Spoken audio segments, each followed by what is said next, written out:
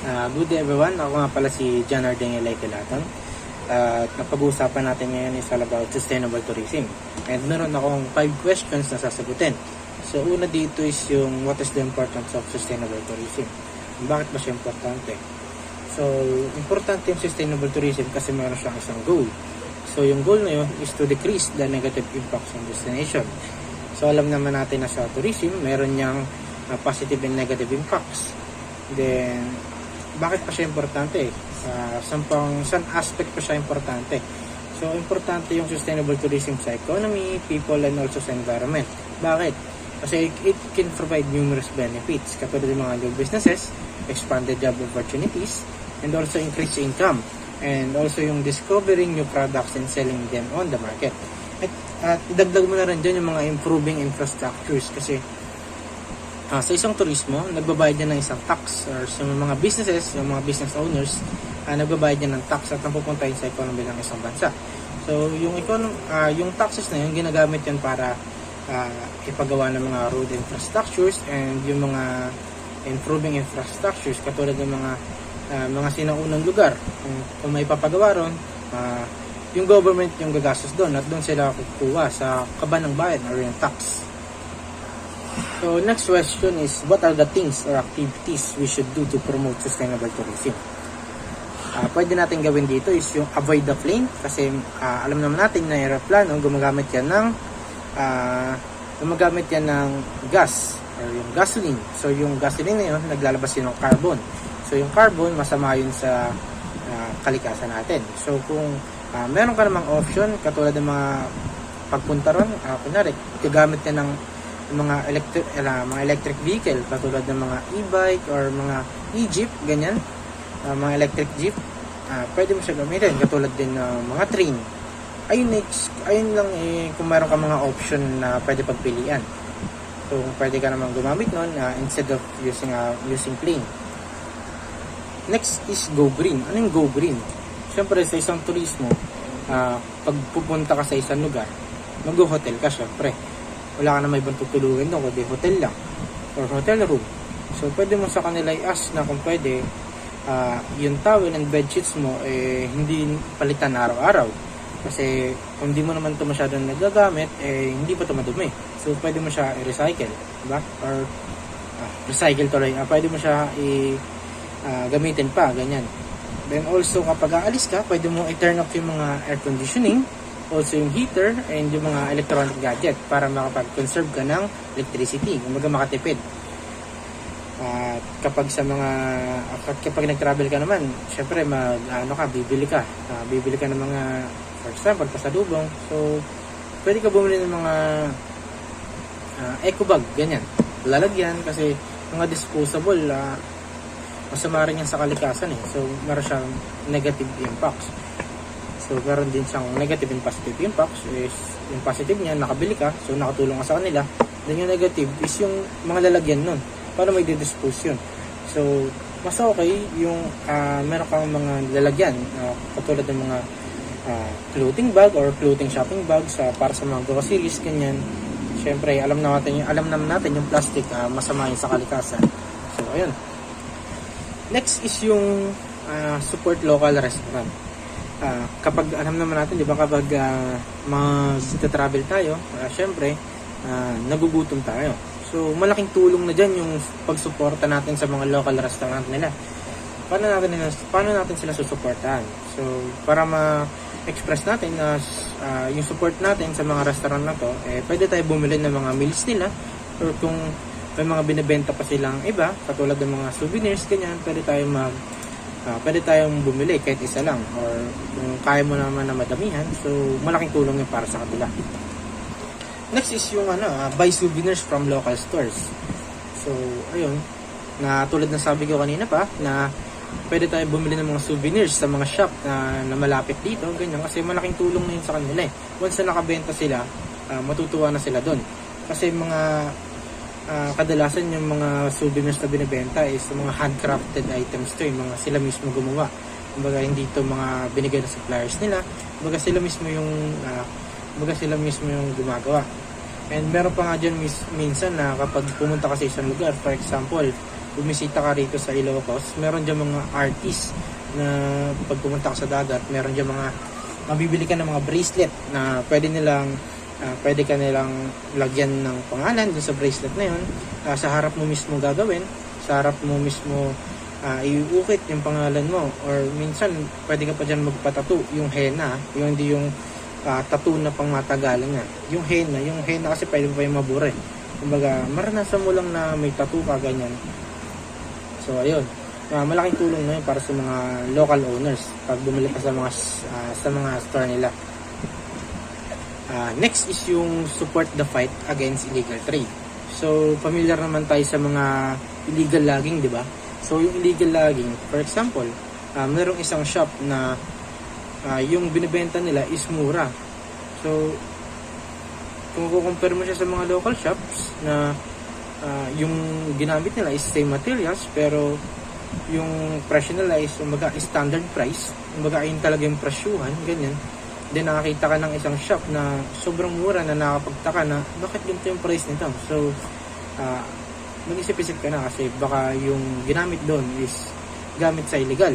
Kumbaga pwede dito yung mga tulad ng kahoy, pag mga gagawa ka ng mga furnitures, ganyan. So pwede ka bumili nito sa mga local shops, sa mga sikat na shops or mga small businesses na kilala na, diba? Or mga pag nakita ka naman ng mga shops dyan sa tabi na nagbebenta ng pencils, ganyan, pwede mo sila bilan. Malaking tulong na rin yung para sa kanila. Dahil di naman araw-araw may bumibili sa kanila. So kapag bumili ka, matutuwa na rin yung tao yan. So next is yung walk where possible. So walking is the most basic and convenient way of touring sa isang lugar. Siyempre, kung pwede naman natin lakarin, bakit naman hindi? Bakit ka magpapakatamad? So malaking tulong na yun kasi makakalis ka ng carbon emission sa isang lugar o sa mundo natin. Kumbaga, malaking tulong na yun yung hindi mo pagsakay. Kung malapit lang naman, di ba? Nakatipid ka pa and nakapag-exercise ka pa, pinawisan ka pa kahit pa paano. Iwas sakit na rin, di ba? So ayun, kung ikaw boto ka sa sustainable tourism, kumbaga support ka. So next dito is yung promote sustainable tourism with your inner circle. Kumbaga sa circle mo mismo. Kumbaga pwede mo sila turuan. For example, mag-travel ka within your family. So pwede mo sila turuan na wag gumamit ng mga plastics. So pwede silang gumamit ng mga reusable bags, katulad ng eco bags, ganyan, instead na plastic bags, ganyan. Then, pag sa straw naman, pwede sila bumili ng mga straw or mga reusable straw sa mga local shops, ganyan. So, ayun, syempre, kung ikaw concerned ka sa kalikasan, so, kailangan mo muna ituro yun sa mga nakapalibot sa'yo. So, yung mga yun, pag natuto sila, ay mas-share rin nila sa mga tao na nakakasalumuhan nila. Next is yung travel more locally. So, syempre, kung ikaw mag-travel ka muna sa sarili ng bansa. Kumbaga, nag-enjoy ka na, nakatulong ka pa sa bansa mo. Kasi, alam naman natin na kapag bumili tayo or purchase tayo sa isang store. So, yung store na yun, magbayad sila ng tax. And yung tax na yun, pupunta sa economy nila. So, kung dito tayo mag-travel sa bansa natin, so, mas makatulong tayo sa economy ng bansa natin. Mas marami tayong benefits sa mga kuha. So, nag-enjoy ka na, nakatulong ka pa. So, next is yung share your sustainable travel experience. So, alam naman natin, di ba, na kapag nag-share tayo, parang nakaka-motivate ka ng iba. So, kung ikaw may mga experience ka na sa sustainable tourism, kunyari, dati gumagamit ka ng mga plastic straws, then na-realize mo na mali, na parang nakasira sa kalikasan kasi alam na natin plastic ang hirap niyan mawala eh. Kumbaga ilang years yung bibilang yan bago yung ma-decompose. So kapag gumamit tayo ng mga reusable na mga bagay, so pwede natin yan i-share sa social media. So yung social media naman yan is napakalaki. So makapag-share pa tayo ng awareness sa iba. So mali natin, gawin din nila, di ba? Next is yung donate to sustainable tourism businesses and organization. So meron yung organization na nag-handle para sa sustainable tourism. So kung meron naman tayo mga maliit na amount na pwede natin i-donate, kung nakakaluwag-luwag naman tayo, pwede tayo mag-donate sa kanila. So malaking tulong na rin yung para sa kanila. Kasi syempre, yung pera na yun, makakatulong na yun kahit maliit man yan. So kung madaming tao mag-donate, pag nalikom yun, malaking bagay na rin yun. So may mga matutulungan na rin tao yun, or matutulungan na rin natin yung environment natin na para maging safe at mas ma-preserve pa natin siya ng matagal. Next is yung take care of heritage places. Bakit? So, bukod sa kumikita to, alam naman natin na yung heritage places na yun, napaka-importante yan. Kumbaga, kasaysayan na yun ng isang bansa. So, for example, yung mga walls. For example natin dito is yung mga walls dyan sa Intramuros. So, pwede natin siya protektahan sa mga graffiti, ganyan, para mapangalagaan lang yung heritage place na to, kung yung kasaysayan ng lugar na to.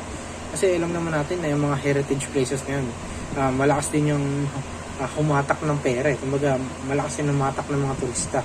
Kasi once na pumunta sa mga heritage park, meron yung mga aral na mga kuha ka. Dito pala, ganito pala nangyari dito. May mga gantong bagay pala na ginawa rito.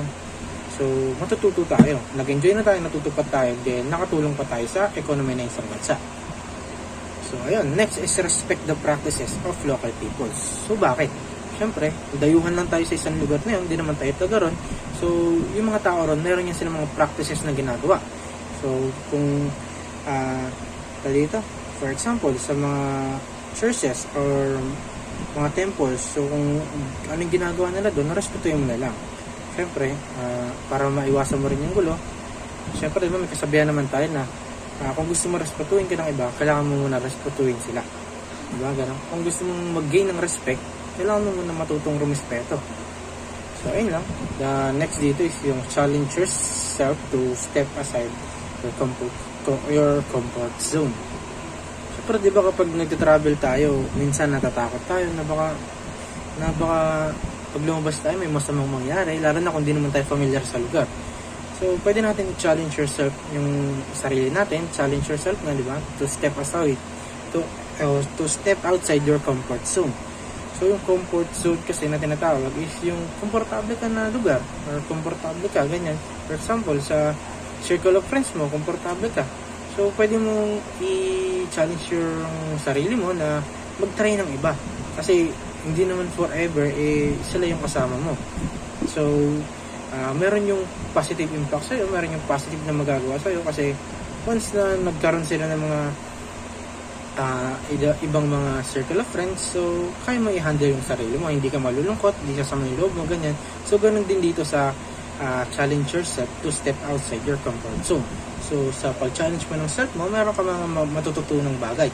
So, kung yung lugar pala na yun, napakaganda pala sa paligid, takot ka. So, na-miss mo yung opportunities na matry yung mga bagay na yun. So, ganun yung example sa challenge yourself to step outside your comfort zone. Next is yung make sustainable tourism the new normal. So, alam naman natin ngayon yung eco bag, diba? For example, dito is yung eco bag. Alam naman natin na eco bag, mabibili naman natin kahit saan. Kasi gawa siya sa mga cloth o ganyan, sa mga tela, ganyan. So, yung mga grocery store ngayon, di na sila di naman lahat, pero merong mga grocery store ngayon na gumagamit na ng mga paper bag.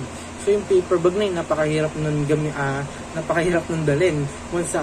Lalo na kung ang dami mong dala-dala, mga paper bags, ang hirap nun dalhin. So, yung eco bag na yun, malaking tulong yun para dala mo yung mga pinamili mo and hindi mo pa naabuso yung kalikasan, di ba? Nakatulong ka pa kasi alam naman natin yung plastic, di ba? Masama ngayon sa kalikasan. So, iniiwasan natin yung mga plastics na yun. So, kung meron ka mga plastic na nabili, hindi mo na iwasan na bumili na may mga plastic materials, so pwede natin to i-recycle. So, kung pwede naman natin gamitin ulit, katulad ng mga container, so gawin natin. So, ayun, napaka-importante talaga ng sustainable tourism. Kasi, pinoprotektahan nito yung kalikasan. Kumbaga, nakafocus siya ron sa pag-lessen ng mga negative impacts. Siyempre, saan ba tayo kumukuha ng mga iba nating supply na kailangan natin i-front sa turismo? syempre, di ba, sa kalikasan or sa environment. So, kailangan natin i-preserve yung environment natin, kailangan natin alagaan para mas lumagal pa natin ito mapakinabangan. Then, wala namang iba makikinabang nito kundi tayo lang eh. So, kung tayo makikinabang, dapat tayo rin yung mag-alaga. So, ang next question natin is yung what is the importance of responsible tourism? So, ano ba yung ibig sabihin? Bakit importante yung ano yung importansya ng responsible tourism? So, alamin natin kung ano ba yung responsible tourism. So, ayun, si sustainable at si responsible, kumbaga si sustainable tourism at si responsible tourism, parang magkapatid lang yan sila. Kumbaga, magkadikit. So, yung tourism, yung sustainable tourism, nakafocus siya sa pag-lessen ng negative impact sa turismo. So, yung responsible tourism naman, siya yung tutulong para ma-maintain yun. So, kasi yung responsible tourism, ang pagkakaintindi ko dito, ito yung behavior. Kumbaga, behavior ng tao para ma-maintain yung isang sustainable tourism. Kumbaga, syempre, paano mo ba ma-maintain ang isang bagay kung hindi mo i-apply ito sa behavior mo? Kumbaga, hindi mo ito ipapasok sa pagkatao mo. Kumbaga, hindi mo siya alam. Paano mo siya magagawa? So, ayun si responsible tourism. Kailangan, alam mo kung ano yung ginagawa mo. Kumbaga, kailangan mo maging responsable tao. Ayan. Ayun yung pagkakaintindi ko sa kanya. Kumbaga, hindi ka lang turista. Kailangan, responsable ka. Kumbaga, responsable kang turista. Ayun. Kumbaga, alam mo yung tama at mali na gagawin mo sa isang lugar. Kasi lalo-lalo na, hindi ka naman taga ron. Ayun. At yung responsible tourism, hindi lang yan nakapokus sa turista. Diyan na rin papasok yung mga business owners, yung mga local owners, ganyan. Kumbaga, kailangan natin na maging responsable para ma-maintain yung isang lugar. Ganun. So, yung next question is, what are the 17 sustainability goals of UNWTO? So, meron kasing 17 sustainability goals yung UNWTO. So, iisa-isay natin yan. So, ayun, no? Pag-uusapan naman natin ngayon yung 17 sustainable development goals na galing sa UNWTO. So, una dito is yung no poverty. Kumbaga, walang kahirapan. Paano mawawala yung kahirapan? Dahil lang sa tourism. So, yung tourism, di ba, sabi ko kanina, nakapag-provide siya ng mga new businesses. So, yung new businesses na yun, pwede nito mabigyan ng trabaho yung mga tao na naghahanap pala ng trabaho. So, yun. Katulad ng pwede silang maging kung pwede naman silang kung pwede na matutunan yung pagiging para take care ng isang lugar, so pwede sila doon. Kunyari, yun yung available na trabaho sa lugar na yun, yung pag-aalaga ng environment. So, kung tingin nila, kaya naman nila, mabibigyan sila ng trabaho ng turismo. Next is yung walang kagutuman, zero hunger, so mga walang nagugutom.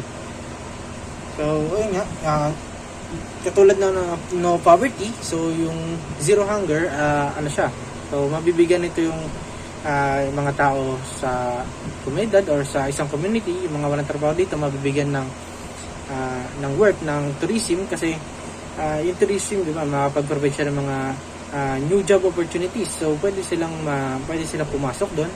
Then once na kumita sila, pwede silang makaipon, then ma-maintain nila yung buhay nila, di na sila magugutom. So makakain na sila araw-araw kasi meron silang pera, meron silang trabaho na nakuha dahil sa turismo. Next is yung good health and well-being. So alam mo naman natin na meron tax income na nakuha yung government natin, then nai-invest nila to sa mga healthcare and services. So ayun. Then next is yung quality education. So ayun, no? Quality education, kasi meron tayong mga meron tayong mga indirect jobs for youth, for women, and those who special needs.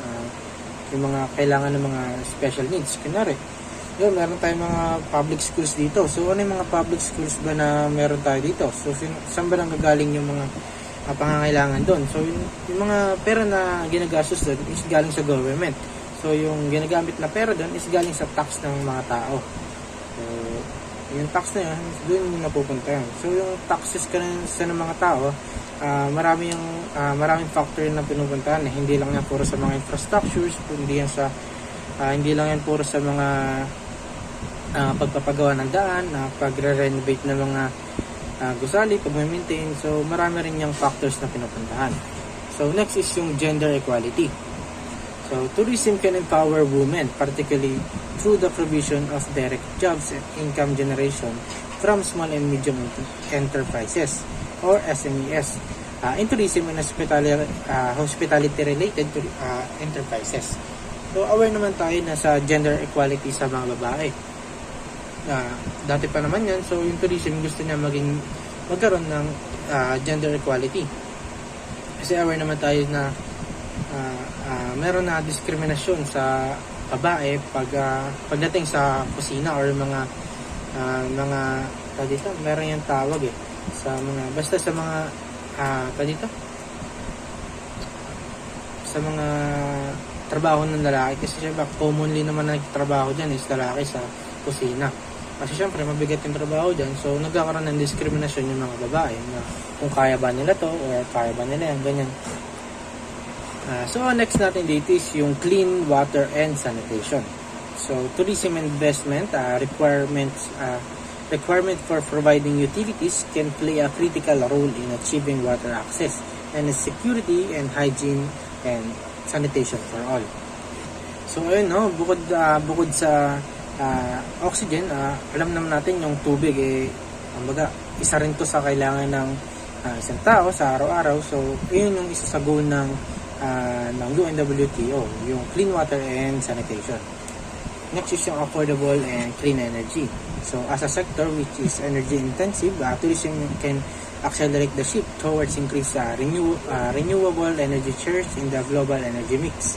By promoting investment in clean energy sources, tourism can help to reduce greenhouse gases, mitigate climate change, and contribute to access to energy for all.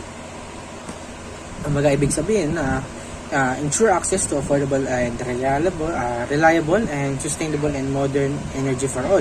So ano ba yung isa sa maiisip natin na solution para doon? So para sa akin, ang naiisip ko dito is mag-invest sa mga solar, ganyan, mga wind and thermal power, improving energy productivity and ensuring energy for all is vital if we are achieved. So ibig sabihin na dito pwede tayo mag-invest sa mga solar and wind and thermal power. So mas malilas nito yung greenhouse gases kasi nga solar, kumbaga wala ka ng ibang gagawin kumbaga yung energy na gagamitin mo is galing lang sa araw. So mag-conserve ka sa umaga hanggang tanghali, hanggang maghapon, then gagamitin mo siya sa gabi. Next is yung decent work and economic growth. So tourism as a service trade is one of the top 4 export earners globally, currently providing 1 in 10 jobs worldwide. So tulad nga nasabi ko kanina, yung tourism nakakapag-provide to ng mga new job opportunities and mga new businesses. So nakapagtayo ng mga new businesses dahil lang sa tourism and mga new job opportunities. So dahil doon makapagbigay tayo ng mga trabaho, mga bagong trabaho sa mga tao na naghahanap pa lang ito.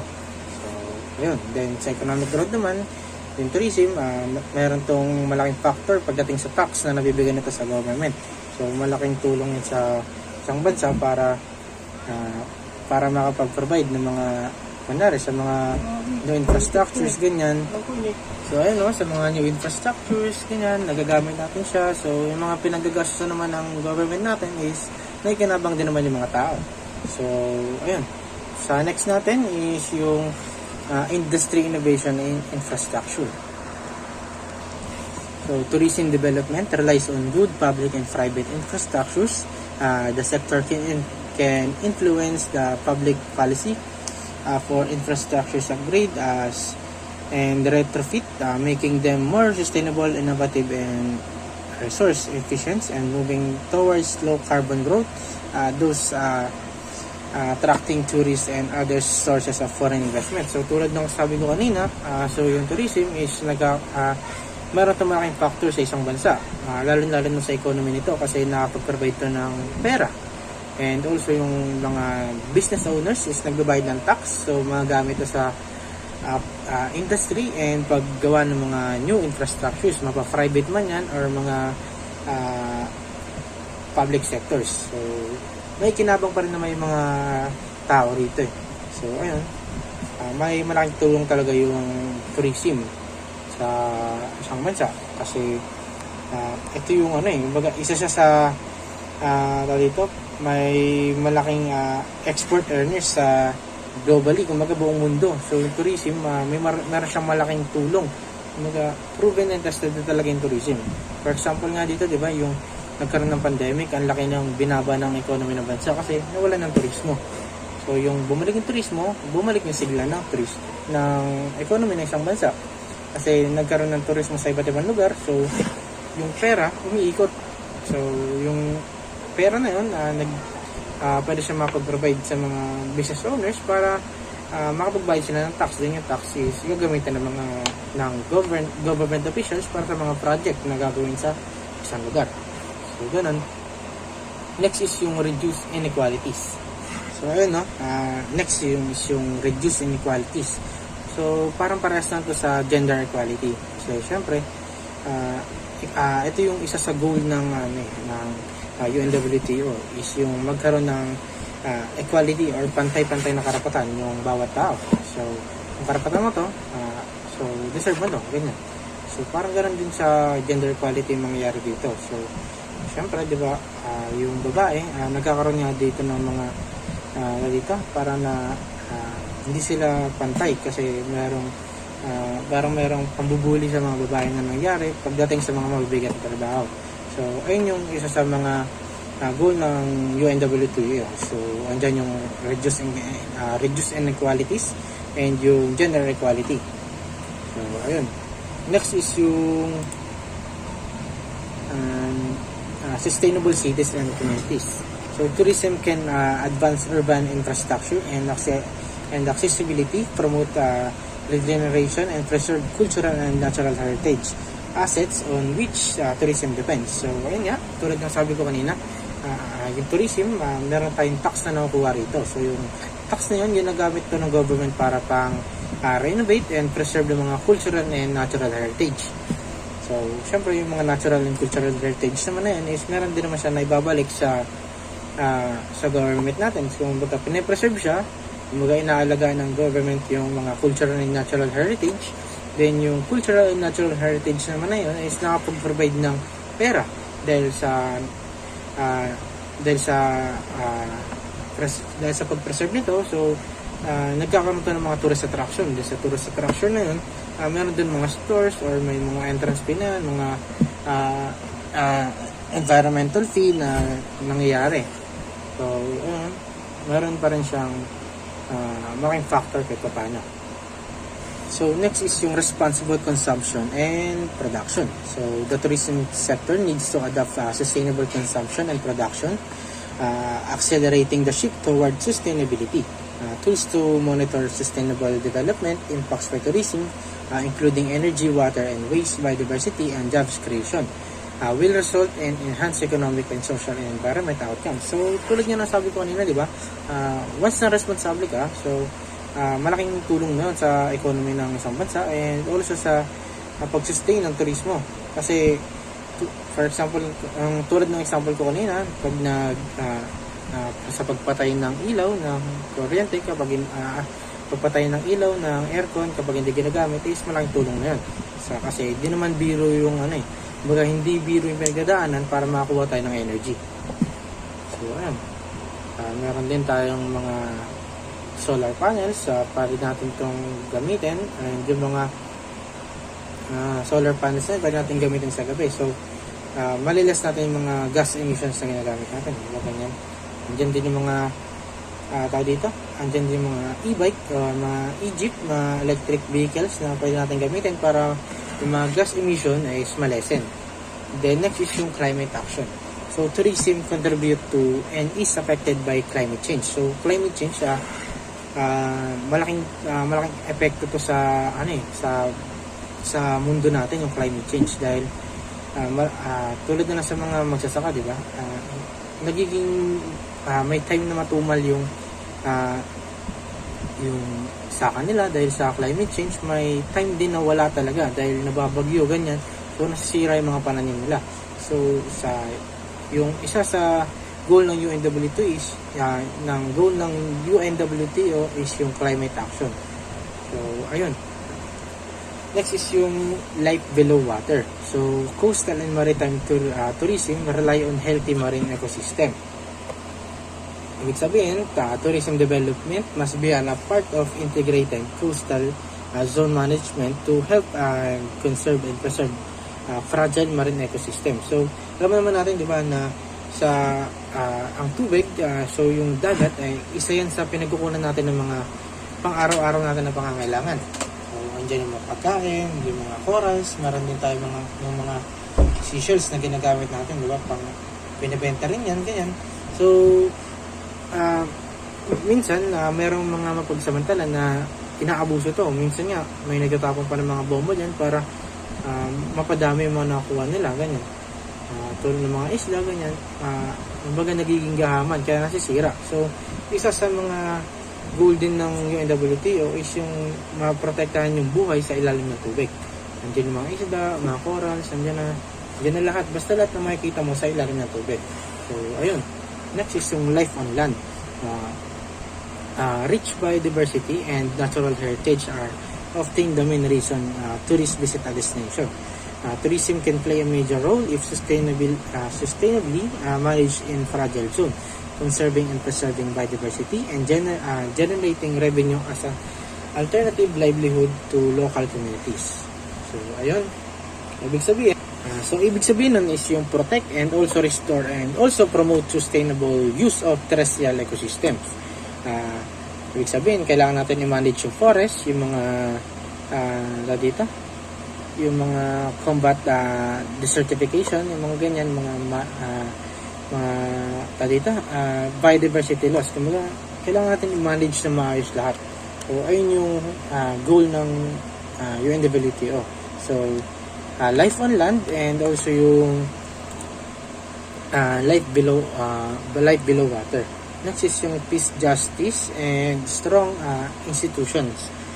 As tourism revolves around billions of encounters between people of diverse cultural backgrounds, the sector can foster multicultural and interfaith tolerance and understanding, laying the foundation for more peaceful societies.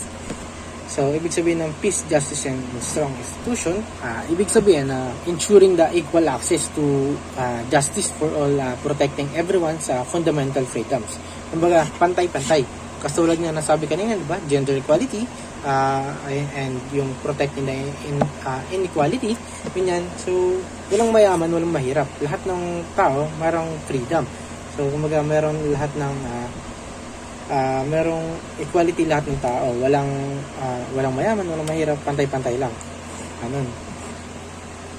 And lastly is yung partnership for the goals. So, due to its cross-sectoral nature, tourism can strengthen private, public, and partnership and engage multiple stakeholders. So,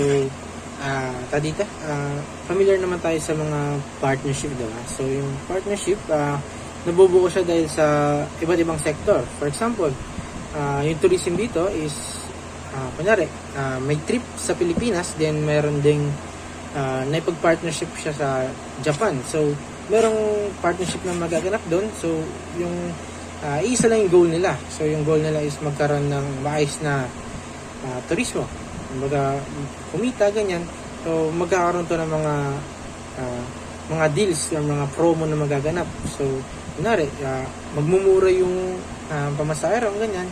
So, basta lahat ng mga iba't ibang partnership na pwede magawin, ayun yung goal ng UNWTO. Kumbaga, mapalawak yung turismo sa buong mundo. So, ayun. So, ayun lang yung 17 goals ng UNWTO. So, yung pinakalas din is yung partnership for the goals. So, parang isa rin niya sa pinaka-importante yung partnership kasi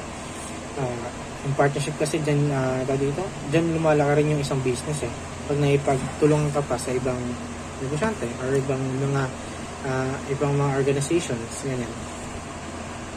So, proceed na tayo sa next question. So, ayun. Last question na tayo, which is yung What are the global code of ethics for tourism? Okay. So, yung Global Code of Ethics, meron siyang 10 principles. And cover nito yung economic, social, and cultural. And also environmental.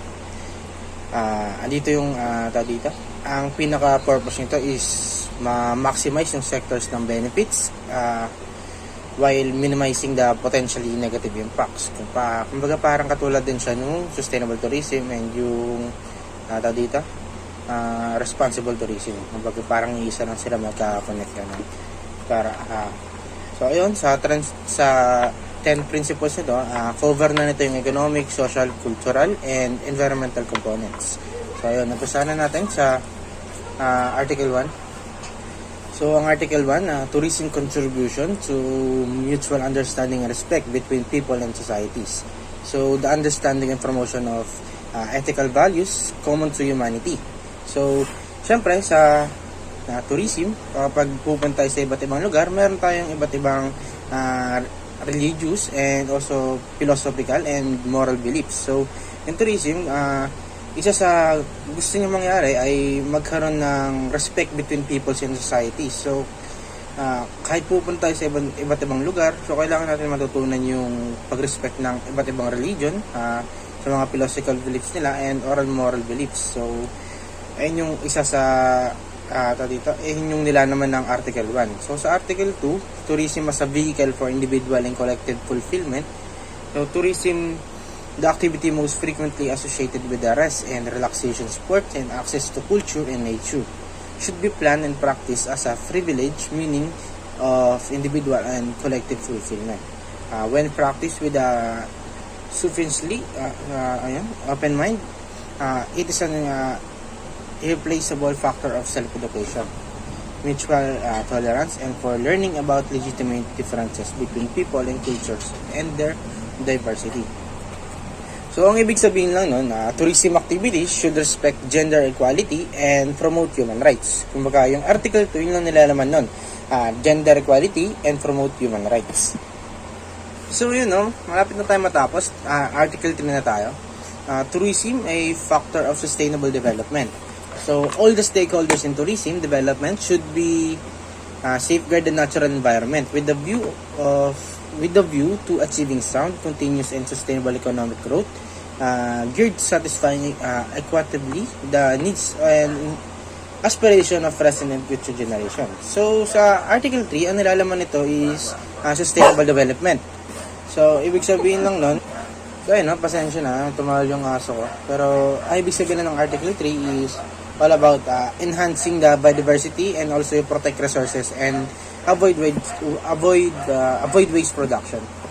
So, Article 4 na tayo. So, ayun, Article 4, ibig sabihin lang is, basahin muna natin Article 4. Tourism, a user of the cultural heritage of mankind and contributor to its enhancement. So, tourism resources belong to common heritage of mankind. The communities in whose territories they are situated have rights and obligation to them. Ibig sabihin, so yung tourism, yung Article 4, ibig sabihin siya ay user of the cultural heritage of mankind. So, ang ibig sabihin nito, yung tourism policies and activities, kailangan mapoprotect nila and pass the cultural heritage to the future generation. Baka kailangan pa natin maalagaan yung mga cultural heritage para mapakinabangan din to ng mga future generation. And yung future generation, kailangan nila ma-adapt yung kailangan nila ma-adapt kung ano yung ginagawa na pag-aalaga ron, kung ano yung tamang pag-manage ganyan. So, ayan. Article 5. So, sa Article 5 naman, ang nilalaman niya is a beneficial activity for host countries and communities. So, local communities must be involved with tourism and with tourism activities and mag-share sila sa economic and social and cultural benefits of tourism. Especially sa trabaho, ganyan. So, ayun nilalaman ng Article 5. So, sa Article 6 tayo, obligation of stakeholders in tourism development. Ibig sabihin, tourism professionals have an obligation to provide tourists with objective and honest information on their places of destination and on the condition of travel, hospitality, and stays. So, ibig sabihin, yung Article 6, nakafocus siya for better safety and higher satisfaction of tourists. So, dyan na papasok yung tourism professionals, yung mga public authorities and government, basta yung mga government officials na makikipag-cooperate, ganyan. Siyempre, kasama naman sila. Bago ka naman gumawa ng isang bagay, dadaan mo na sa kanila. Lalo-lalo na kung about sa mga historical places, mga cultural heritage, ganyan. So, ganun. So, Article 7 na tayo. So, ayun, no? Article 7 na tayo, right to tourism. So, the prospect of direct and personal access to discovery and enjoyment of the planet's resources constitutes right equally open to all world inhabitants. So, right to tourism. Ano ba yung right to tourism? So, yung right to tourism is a corollary of the rights to rest and leisure. So, including na dyan yung mga mga reasonable limitation of working hours and yung mga holidays. Mga holidays na kahit holidays with pay, ganyan. So, ayun, andun papasok yung mga yon sa rights to tourism. So, Article 8, malapit-lapit na tayo, guys. So, liberty of tourist movements. Liberty of tourist movements. Tourists and visitors should benefit in compliance with international law and national legislation. So, from the liberty to move with their countries from one state to another, they should have access to place of transit and stay to tourism and cultural sites without being subject to excessive formalities or discrimination. So, ang ibig sabihin lang ng Article 8 of Liberty of Tourist Movements, ibig sabihin na tourists must have access to places of transit. Magagamit sila ng transit, then yung mga accommodations and attraction sites without discrimination. Kumbaga, magagamit nila na maayos yun without discrimination kahit hindi sila taga ron. So, ayun yung Global Code of Ethics na Article 8. So, yung Article 9 naman, rights of the workers and entrepreneurs in the tourism industry. So, the fundamental rights of salaried and self-employed workers in the tourism industry and related activities should be guaranteed under the supervision of the national and local administration both of their states of origin and the host countries, with particular care given the specific contracts linked to the seasonality of their activity, the global dimension of their industry, and the flexibility often required of them by the nature of the work. So, explain natin yung Article 9 na yan, no? Kasi napakahaba na binasa natin. So, ayun, no? Article 9, rights of the workers and entrepreneurs in the tourism industry. So, ibig sabihin, the fundamental rights of workers and entrepreneurs in the tourism industry must be observed and guaranteed by governments. So, ibig sabihin, hindi lang puro yung mga customers and yung mga turista ang pwedeng makonsider na may rights. So, ibig sabihin, meron ding rights yung mga workers and entrepreneurs. Siyempre, hindi naman always is customers always right, di ba? So, minsan, meron din customers na abusado. So, kailangan natin magkaroon din ng pantay na karapatan ng mga workers and entrepreneurs sa tourism industry. Siyempre, sa tourism industry, iba't ibang tao yung mga kasalamuha mo dyan. So, mas okay na yung may rights yung mga workers and also yung mga entrepreneurs. So, last article, yung Article 10, implementation of the principles of Global Code of Ethics for Tourism. So, the public and private stakeholders in tourism development should cooperate in the implementation of these principles and monitor their effective application. So, last article na, no? Explain na lang natin kasi yung sinabi ko, description niya pa lang. So, wait lang. So, ayun, implementation of the principles of the Global Code of Ethics for Tourism. So, papasok na dyan yung public and private stakeholders in tourism development. So, syempre, tourism development na pinag-uusapan, kahit private man yan o public, so papasok siya ron. And kasama na rin dyan yung international institutions and non-government organizations. So, lahat sila mag-work together para lang ma-implement ma-implement and monitor yung mga principles na yung 10 principles na na-implement ng Global Code of Ethics. So, ayun lang. So, nakapokus ko ito sa sa development ng tourism So, ayan. Natapos na natin yung 10 articles. Sana may natutunan kayo. So, ayan lang. Thank you.